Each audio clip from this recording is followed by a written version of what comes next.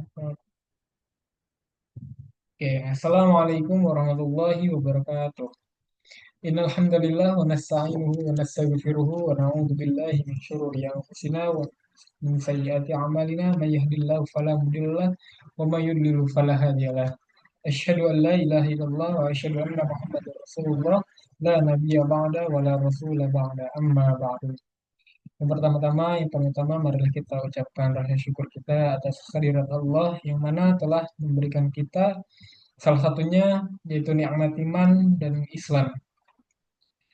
Salawat besertakan salam tak lupa kepada baginda Nabi besar kita yakni Habibana wa Syafi'ana wa Maulana Muhammadin sallallahu alaihi wasallam yang mana telah membawa kita dari zaman jahiliyah menuju zaman Islamiyah. Baiklah, saya Muhammad Zikri Hartama, eh, mahasiswa semester 3 dari kelas HKIC dengan NIM 2411110091. Baik, saya izin untuk menjelaskan presentasi pada kali ini, yaitu tentang syarat-syarat pernikahan. Syarat-syarat pernikahan, pengertian syarat yaitu huwa ma yatawaqqafu alaihi wujudu syai'in wa yakunu kharijan an haqiqatihi, yaitu sesuatu yang harus ada dalam suatu perbuatan tetapi tidak termasuk ke dalam bagian perbuatan tersebut. Itu yang dinamakan syarat. Lalu yang kedua, macam-macam syarat nikah. Nah, macam-macam syarat nikah ini terbagi menjadi keempat bagian. Yang pertama adalah syurutus sihah atau syarat sahnya nikah. Syurutul inqad itu syarat sahnya dalam berakad.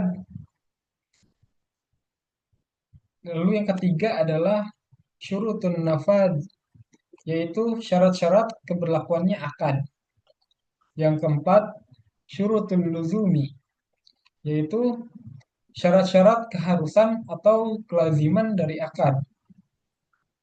Nah, syurutul inqad yaitu syarat-syarat berlangsungnya akad, yaitu syarat yang harus dipenuhi dalam suatu akad. Apabila tidak dipenuhi salah satunya, dapat mengakibatkan akadnya batal. Jadi tidak sah dalam berakad. Nah, dalam syurutul inqad itu terbagi menjadi tiga bagian. Yang pertama, syarat bagi dua orang yang berakad. Yang kedua, syarat bagi perempuan dan syarat sigot akad. Nah, syarat bagi dua orang yang berakad, yaitu yang pertama adalah satu, mampu melaksanakan akad atau tamyiz. Yang kedua, mendengarkan ucapan masing-masing atau ijab dan kabul. Yang kedua adalah syarat bagi perempuan. Nah, syarat bagi perempuan terbagi menjadi dua bagian, yaitu yang pertama, keperempuanannya bersifat hakiki, bukan kunsa muskil. Atau yang kedua, bukan perempuan yang diharamkan, baik selamanya maupun sementara. Yang ketiga adalah syurutul inqad, yaitu syarat sigot akad. Nah, syarat sigot akad ini terbagi menjadi tiga bagian. Yang pertama, yaitu ucapan ijab kabul terjadi dalam satu majelis. Jadi ijab kabul tidak boleh dilakukan dalam dua majelis atau tidak boleh terpisah dalam dua majelis. Jadi misalkan si suaminya di eh, satu tempat yang lain dan si wali serta penghulunya itu di tempat lain, itu aneh ya. Jadi tidak boleh. Jadi ijab kabul itu harus dilaksanakan dalam satu majelis atau satu tempat. Nah, yang kedua adalah kesesuaian antara ijab dan kabul dalam ucapan maupun maksudnya. Jadi harus sesuai dengan apa yang diucapkan dan apa maksud dari ucapan tersebut. Nah, yang ketiga adalah ucapan yang tuntas atau tidak digantungkan ke masa depan, yaitu ucapannya harus selesai atau harus benar-benar benar-benar sah gitu tuh. Oke, yang kedua adalah syurutut as-sihah. Syurutut sihah ini itu syarat-syarat sahnya nikah. Nah, syarat-syarat sahnya nikah sebagai akibat hukum dari terjadinya akad. Apabila tidak dipenuhi salah satu syaratnya, maka akadnya batal. Nah, di sini terbagi menjadi 8 bagian. Yang pertama adalah syaratnya perempuan yang dinikahi bukan perempuan yang haram. Dinikahi dengan keharaman yang berjangka waktu, sementara atau muakat. Yang kedua adalah sigot. Akad yang digunakan berlaku selamanya, tidak mengandung batas waktu. Yang ketiga adalah adanya saksi, adanya kerelaan dan keluasan memilih atau ikhtiar dari keduanya, baik suami maupun sang istri. Suami dan istri yang jelas atau sudah ditentukan. Jadi nggak boleh tuh kita mau nikah, tapi kita belum tahu calon kita. Kita belum, maksudnya kita nggak tahu, pengen nikahnya doang ke KUA, tapi kita nggak ngebawa calon yang ingin kita nikahi itu nggak boleh. Jadi nggak jelas gitu tuh. Nah, yang keenam itu suami, istri atau wali tidak sedang melaksanakan ihram, haji ataupun umroh. Nah, dalam syarat sahnya pernikahan, ketika kita sedang melaksanakan pernikahan, itu sang wali itu tidak boleh melaksanakan ihram. Ya, tidak boleh karena eh, itu wali sangat penting. Nanti akan dijelaskan bagaimana pentingnya wali. Yang ketujuh adanya mahar. Ini berdasarkan mazhab Malikiyah. Nah, adanya mahar ini sangat wajib dalam suatu pernikahan. Apabila tidak ada mahar, maka suatu pernikahan telah melanggar syarat-syarat pernikahan tersebut, syarat-syarat sahnya pernikahan tersebut. Maka pernikahan tersebut atau akad tersebut itu bisa dikatakan batal. Yang kedelapan, suami istri tidak sedang mengalami sakit yang parah atau kritis. Malikiyah itu suami istri itu tidak boleh eh, salah satunya atau keduanya itu mengalami sakit yang parah atau kritis. Ini menurut mazhab dari mazhab Maliki. Oke, yang ketiga itu syurutun nafad. Nah, yaitu syarat lain yang perlu dilengkapi setelah syarat akad dan syarat sah dan mempengaruhi jalannya suatu akad. Apabila tidak dipenuhi, salah satunya menurut Hanafiyah dan Malikiyah, yaitu nikah itu harus ditunda atau mauquf. Nah, ada 4 syarat-syarat dari syurutun nafad. Yang pertama, suami dan istri mampu bertindak secara hukum, yaitu sudah akil, balik, dan merdeka. Nah, sang suami itu sudah bisa dikatakan sudah harus balik atau sudah bisa berpikir secara dewasa dan sudah mampu membedakan mana yang benar dan mana yang salah. Dan harus merdeka, artinya tidak eh, dijadikan budak atau bukan budak gitu tuh. Harus benar-benar sudah dewasa dan harus sudah memiliki jalan pikirannya sendiri. Yang kedua, suaminya harus dewasa. Nah, di sini suami maupun istri harus Ya, suami harus dewasa, yaitu sudah cukup umurnya.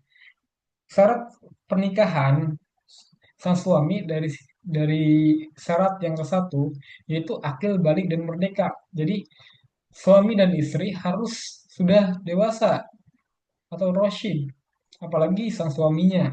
Suaminya itu harus benar-benar sudah ya sudah dikatakan bisa membimbing keluarga.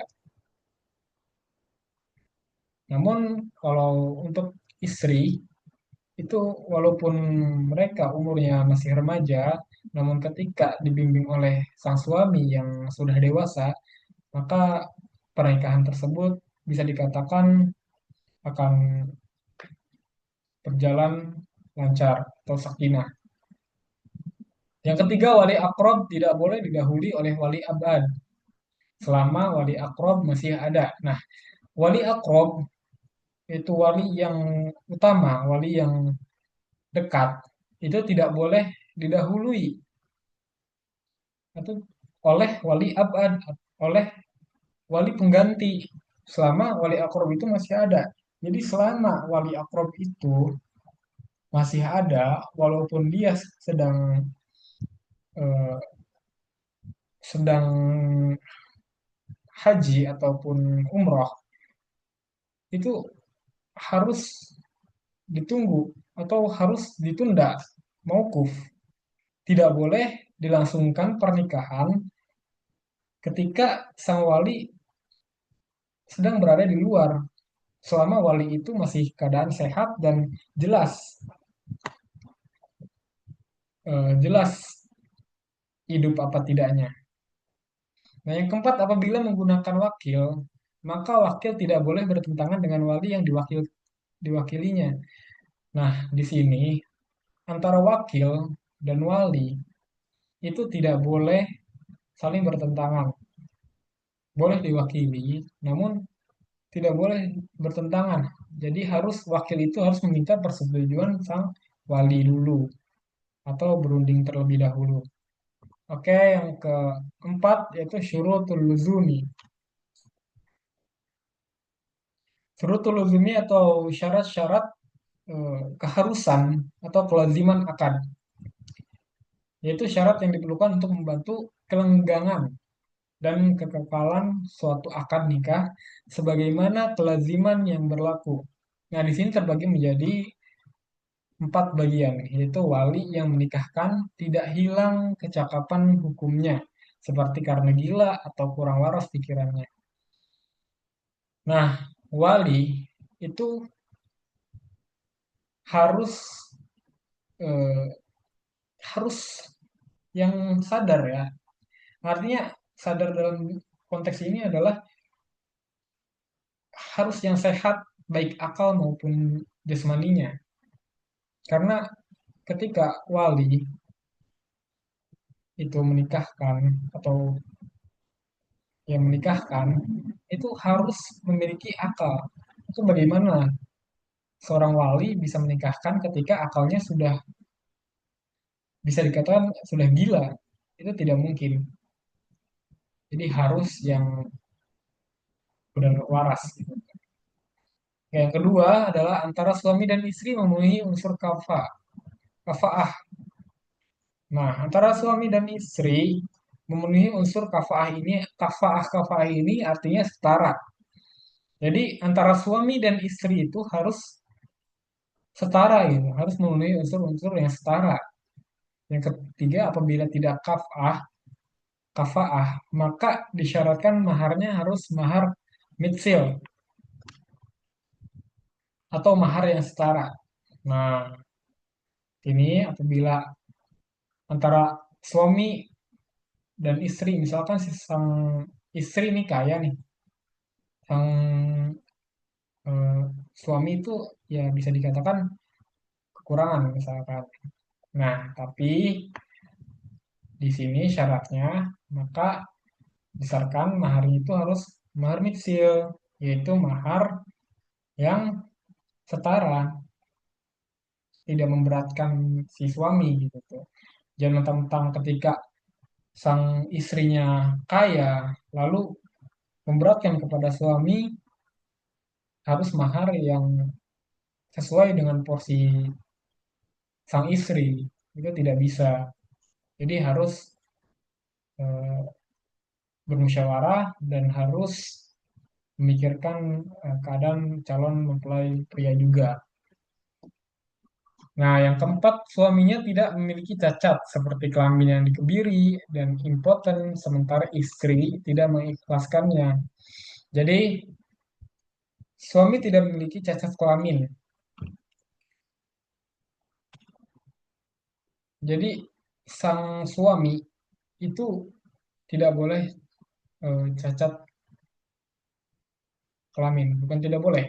Tapi, ketika sang istri itu tidak ikhlas memiliki suami yang cacat, mohon maaf ya, cacat, maka pernikahan itu tidak sudah dipastikan tidak boleh karena sudah pasti ketika sang istri tidak menerima kekurangan dari suami, maka di dalam pernikahannya bisa terjadi kerenggangan untuk kedepannya, maka tidak boleh dilaksanakan. Baiklah, mungkin cukup sekian yang bisa saya presentasikan. Apabila kurang dalam penjelasan dan kurang dalam berkata-kata, bertutur kata yang baik, mohon dimaafkan. Semua kesalahan datangnya dari saya sendiri dan semua yang baik datangnya dari Allah. Sekian dari saya. Bila taufiq wal hidayah. Assalamualaikum warahmatullahi wabarakatuh.